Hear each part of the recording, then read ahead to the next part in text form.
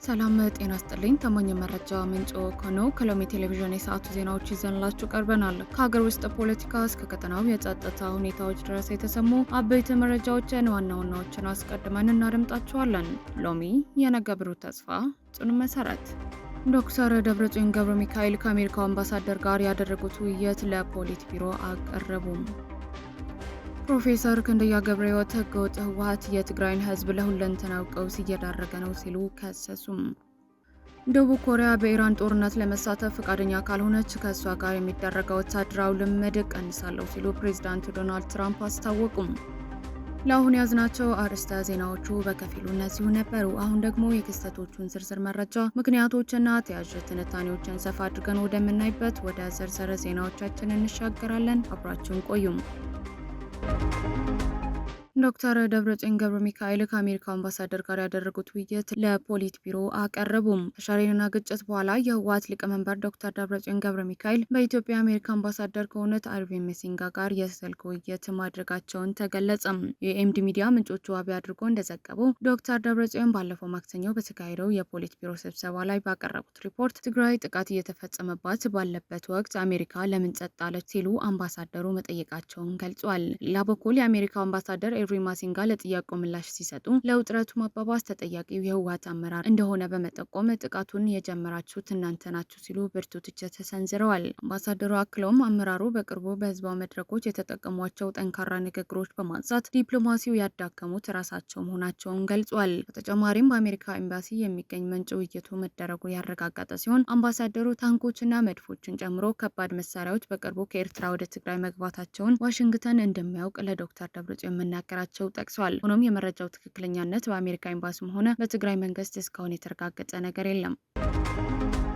ፕሮፌሰር ክንደያ ገብረሕይወት ህገወጥ ህወሓት የትግራይን ህዝብ ለሁለንተናዊ ቀውስ እየዳረገ ነው ሲሉ ከሰሱም። የስምረት ፓርቲ የስራ አስፈጻሚ አባል ፕሮፌሰር ክንደያ ገብረሕይወት ህገወጥ የህወሓት ቡድን በትግራይ ክልል ህዝብ ላይ ሁለንተና ማህበራዊ፣ ፖለቲካዊና ኢኮኖሚያዊ ቀውስ እያደረሰ መሆኑን ገለጹም። ፕሮፌሰር ክንደያ ለኢብድ እንደተናገሩ ቡድኑ በቅርቡ ያወጣው አፋኝና ህገወጥ ህግ ተከትሎ ወጣቶች በየቀኑ የሚታፈሱበት፣ ወደ ወታደራዊ ማሰልጠኛ የሚገደዱበትና በስደት ወደ አዲስ አበባና ወደ ሌሎች ክልሎች እንዲሁም ወደ ጎረቤት ሀገራት የሚወጡበት ፍትህ አልባ ሁኔታ ተፈጥሯል። ይህም የክልሉ ከተሞች ወጣት አልባ እያደረጋቸው እንደሚገኝም አስረድቷል። አስቻይ ሁኔታ ባለመኖሩ ምክንያት የመሰረታዊ ሸቀጦችና የነዳጅ እጥረት መከሰቱን የጠቆሙት ፕሮፌሰር ክንደያ በፌዴራል መንግስት የሚሰጡ የስልክና የትራንስፖርት አገልግሎቶች መቀጠላቸውን ገልጿል። በተጨማሪም ህገወጥ የማዕድን ቁፋሮ፣ የሰውና መሳሪያ ዝውውር በክልሉ ከተሞች እየተፈጸመ በመሆኑ ክልሉ በከፍተኛ አጠቃላይ ቀውስ ውስጥ እንደሚገኝ አመላክተዋል።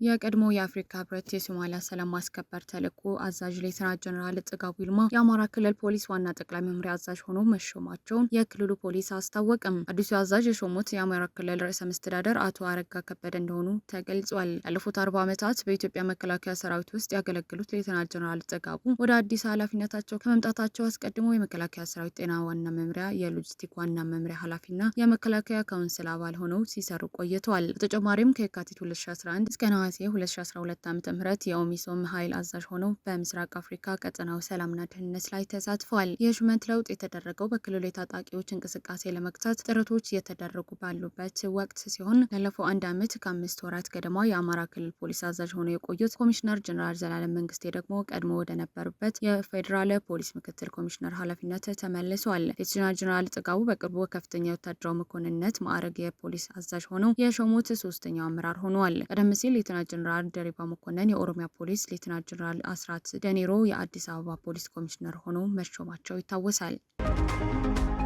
በኢንስታግራም እና ፌስቡክ ላይ በሚገኙ እንደ ላይክ፣ አውቶፕሌን እና ኢንፋይናይት ስክሮል ያሉ ባህሪያት ታዳጊዎች ለሱስና ለአደጋ ያጋልጣሉ በሚል ሜታ ከ30 አሜሪካ ግዛቶች በቀረበበት ክስ በፍርድ ቤት ሊዳኝ ነው። ክሱ ያቀረቡት ግዛቶች የሜታ አሰራሮች ታዳጊዎች መተግበሪያ ላይ ለረዥም ሰዓታት እንዲቆዩ በማድረግ ለብቸኝነት፣ ለድባቴና ለተዛባ የሰውነት ገጽታ አመለካከት እንደሚዳረጉ ይሞግታሉ። በተለይም ላይክ በመቁጠር ወደ ማህበራዊ ንጽጽር በማስገባት ከፍተኛ ስነልቦና ጫና እንደሚያሳድር በክሱ ተጠቅሷል። አስታውቋል። አቤቱታ አቅራቢዎች በፍርድ ቤቱ በሜታ ላይ እስከ $1 ትሪሊዮን የሚደርስ የገንዘብ ቅጣት እንዲጥልና ኩባንያው መሰረታዊ የሆኑ አሰራሮችን እንዲቀየር ጠይቀዋል። በፍርድ ቤቱ ከተጠየቁት የአሰራር ለውጦች ውስጥ ዋና ዋናዎቹ የላይክ ቁጥርን እንዳይታይ ማድረግና የሰዎችን ገጽታ የሚቀይሩ ፊልተሮችን ማስቀረት፣ ቪዲዮዎችን በራሳቸው እንዳይጫወቱ አውቶፕሌይና ቶሎ የሚጠፉ ስቶሪዎችን ማቆም፣ በማያቋርጥ ኢንፋይናይት ስክሮል አሰራር መገደብ፣ የታዳጊዎችን አካውንት ቤተሰብ እንዲቆጣጠር ማስቻልና ተደጋጋሚ ኖቲፊኬሽኖችን መቀነስ ይገኙበታል። ሜታ በበኩሉ ክሱን እንደማይቀበልና በፍርድ ቤት በማስረጃ እንደሚከራከር አስታውቋል። ከዚህ ቀደም በኒው ሜክሲኮ በተመሳሳይ ክስ የ$942 ሚሊዮን ቅጣትና የአሰራር ለውጥ የተወሰነበት ኩባንያው ውሳኔው በመቃወም ይግባኝ ጠይቋል። የ30ዎቹ ግዛቶች ክስ ከ2/3 በላይ የሚሆነው የአሜሪካ ሕዝብ የሚወክል በመሆኑ የፍርድ ቤቱ ውሳኔ በማህበራዊ ሚዲያ ኢንዱስትሪው ላይ ሰፊ የህግ አቅጣጫ ያስቀምጣል ተብሎ ይጠበቃል።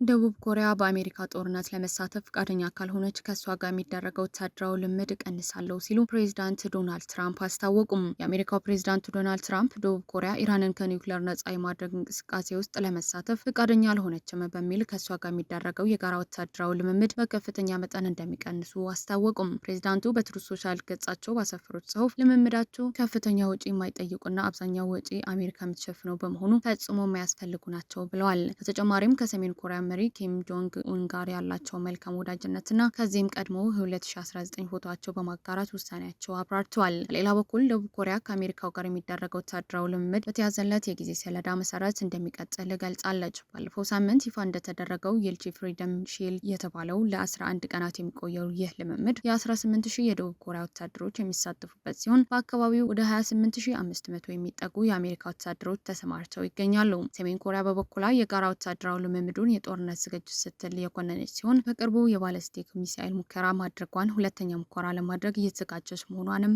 ተገልጿል። ውድ የሎሚ ቴሌቪዥን ተከታታዮች ለዛሬ ያዝናቸው አበይት መረጃዎችንና ትንታኔዎችን እነዚህ ይመስሉ ነበር። በዜናዎቻችን ላይ ያላችሁን ማንኛውም አስተያየት በኮሜንት መስጫው ላይ እንድታጋሩን እንጋብዛችኋለን። መረጃዎችን በፍጥነትና በታማኝነት ለሌሎችም እንዲደርሱ ቪዲዮን ላይክና ሼር ማድረጋችሁን እንዳትረሱ። በሰዓቱ የሚወጡ አዳዲስና ትኩስ መረጃዎችን ለማግኘት ደግሞ ቻናላችንን አሁኑኑ ሰብስክራይብ ያድርጉ። ቀሪውን ጊዜ ሰላማዊና መልካም ጊዜ ይሁንላችሁ።